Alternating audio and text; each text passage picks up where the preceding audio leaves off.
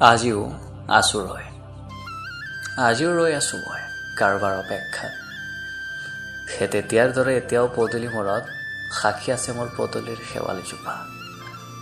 নিয়ৰ গৰকি কোনোবা পাৰ হৈ গৈছিল, চাই ৰৈছিলো মই।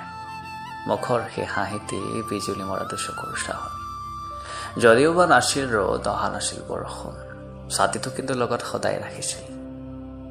কেতিয়াবা যদি কেৰাহীকৈ চাইছিল, কেতিয়াবা আকৌ মিচিকিয়ে হাঁহিছিল। হয়তো সেই হাঁহিৰ প্ৰেমত পৰিছিল মোৰ পদূলিৰ শেৱালিজোপাও, আৰু প্ৰেমত পৰিছিলো মই।